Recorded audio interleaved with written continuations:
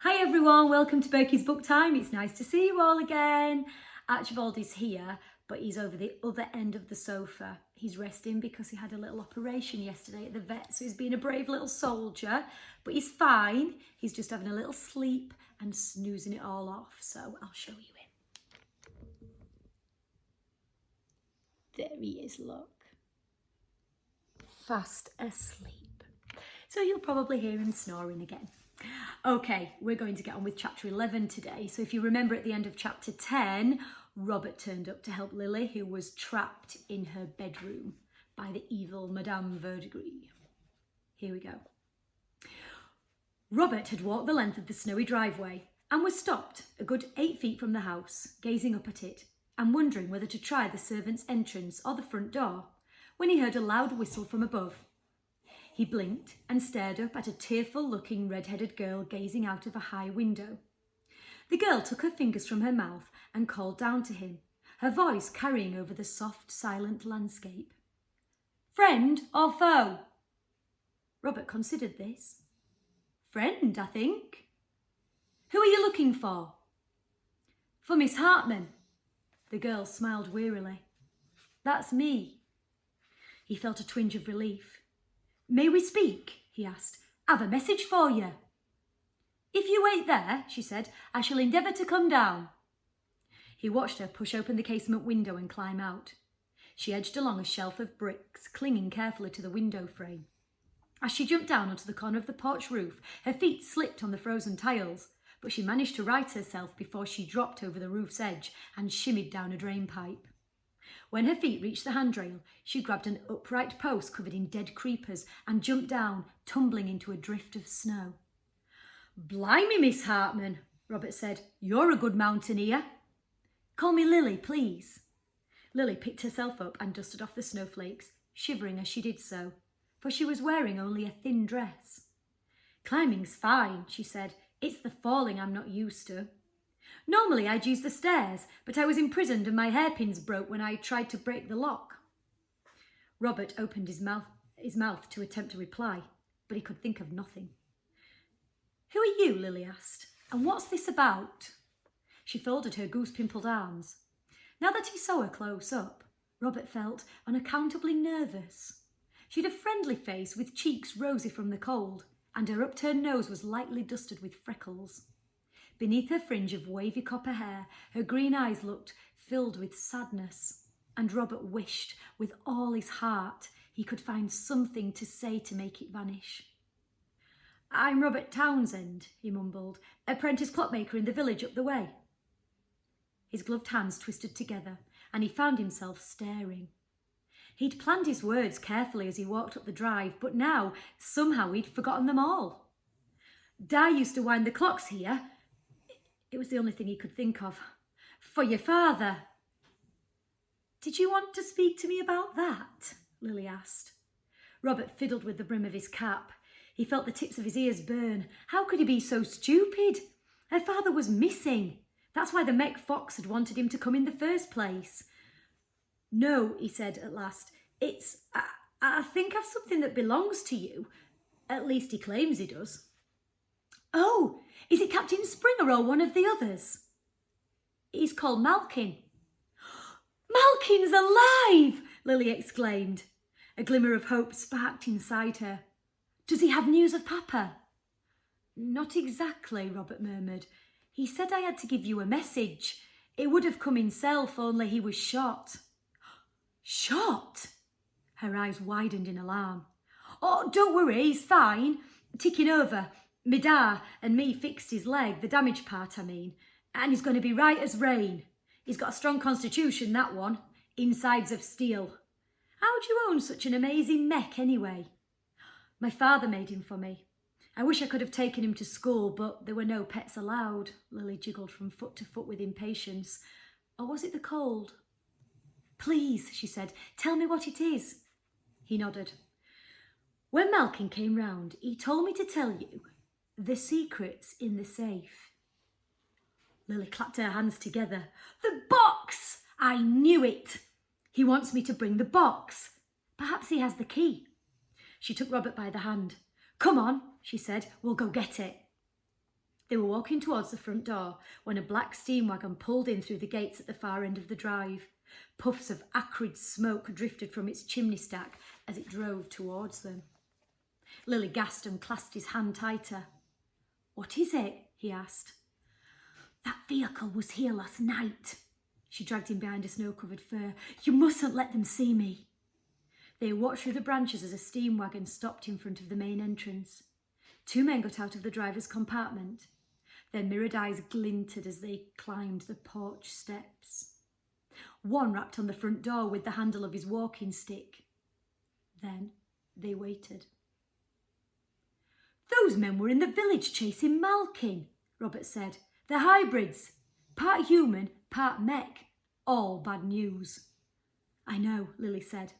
She pointed a shaking finger at Roach.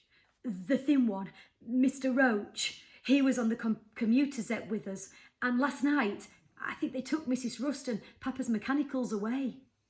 Robert gave a shudder. "I know him too. He came into the shop. He's dangerous. And the other one too, Mr. Mould. You oughtn't to go in there." "I've got to get the box." Lily brushed back her fringe and a fierce look came over her face. "I'm sure that's what they're after, so we can't leave without it."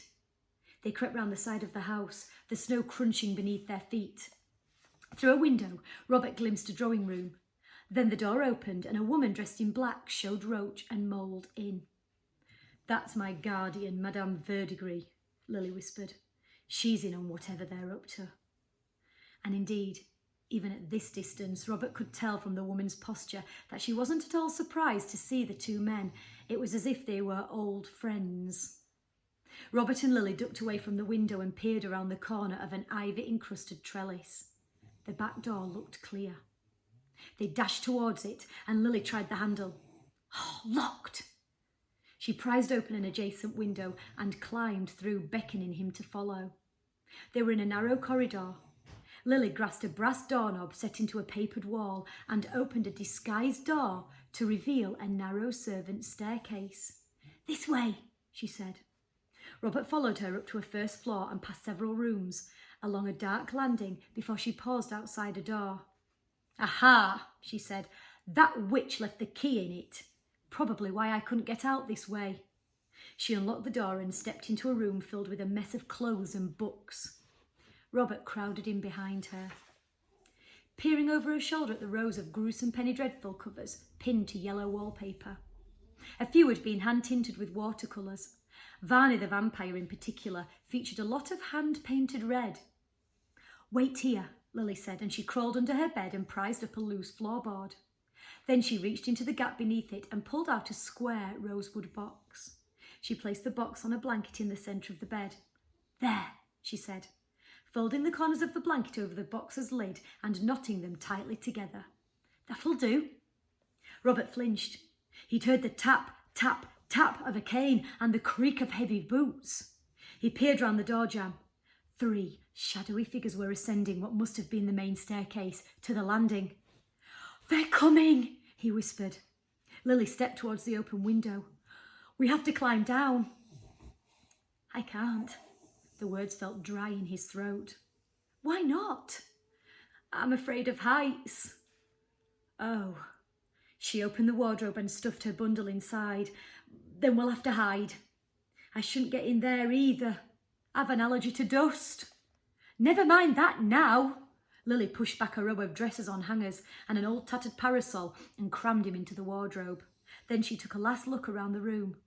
"Professor Silverfish's card!" she exclaimed, and she snatched a square of paper from her bedside table, then jumped in beside him, pulling the wardrobe door shut just as Madame, Roach and Mould arrived. "Where is she?" Mr. Roach glanced about the room, swooshing past in his reflective lenses. Robert peered over Lily's shoulder through the crack in the door. The dust in the wardrobe was making his eyes run and his nose itch. He dearly wanted to sneeze. He covered his mouth with a hand and watched as Lily's guardian stepped over to the open door. "But I can't understand it." Madame's reply was strained. "I locked her in." Mr. Roach leaned on his cane and crouched to examine the broken hairpins on the floor. "She must have used these to pick the lock," he said. "She hasn't got far. I'd say she's still in the house. He gathered the broken pins in his hand. You knew we were coming, madame. I warned you not to let Lily out of your sight. I've been busy. Not busy enough by the looks of things. Pack a case for her. We'll search the rest of the house. Mr. Mould, come with me. The two men marched off down the passage.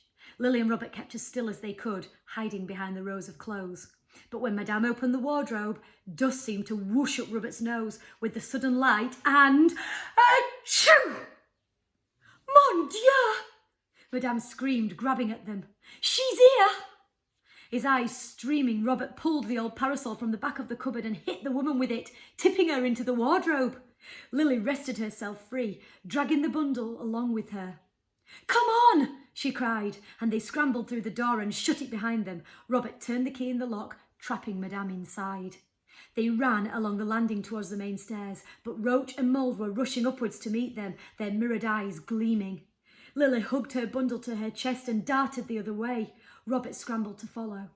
When they reached the far end of the mezzanine, they clattered through another disguised door and back down the narrow servants' staircase to the ground floor. The hall was empty. And I'm going to finish there because chapter 11's a long one, so I'm going to read the rest of it later. So, Sophie Senior, did you hear Archibald snoring? You like to hear Archibald snoring, don't you? You always listen out for it. So thank you for carrying on listening to the story, Sophie, and to your mummy too, my buddy Mrs. Senior. And also a big hello to Quint and Marshall. I'd like to say hi to you boys. Thank you for listening, and I know that you're enjoying it, and Malkin is one of your favourite characters, so hopefully, fingers crossed, Lily will get to be reunited with him soon. So let me show you Archibald before we go. He's snoring away over there, look, having a little rest. Okay, I'll be seeing you soon, everyone. Bye.